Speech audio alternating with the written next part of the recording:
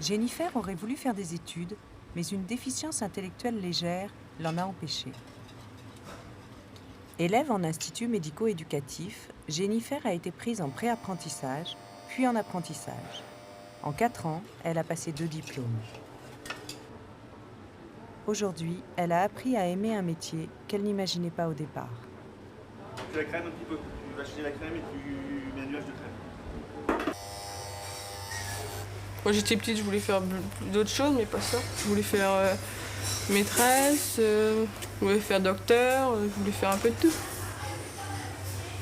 Comme j'ai des problèmes, je pouvais pas être institutrice si j'avais des problèmes, je pouvais pas être médecin parce que j'avais des problèmes aussi. Et la cuisine, c'est ça qui me convient le plus. Le contact au départ était un petit peu, pas difficile, mais un peu timide, parce que bon, Jennifer ne connaissait pas, moi non plus. On va dire on s'est un petit peu regardé et apprendre à se connaître.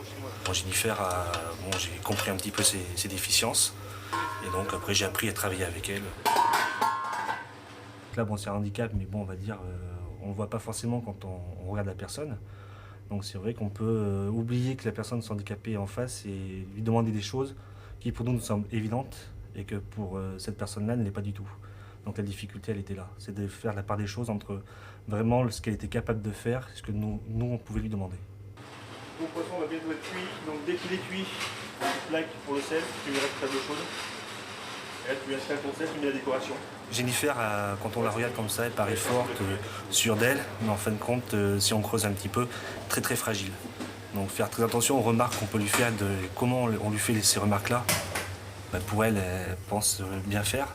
Donc elle est très susceptible à ce niveau-là. Donc faire attention à comment on formule ces remarques-là. Il faut toujours le point négatif, mais derrière le point positif.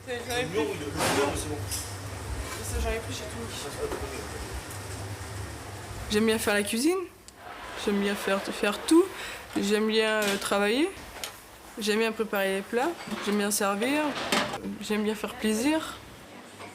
On sait que pour nous, c'est une aide à part entière. Ça nous donne un autre but à notre travail, parce qu'on n'est pas que là pour faire la cuisine, en même temps on donne un savoir-faire donc à une personne qui a des déficiences, mais qui peut réussir malgré ces déficiences-là. Quand après elle arrive à avoir l'examen, comme Jennifer qui a eu 2 examens en 4 ans, bon, là c'est l'apothéose, quoi. Là c'est super. Je sais mieux faire les choses, je sais mieux débrouiller un peu plus qu'au début. Préparer les entrées, les desserts, je sais mieux faire. J'ai toujours besoin d'un peu d'aide, mais moins.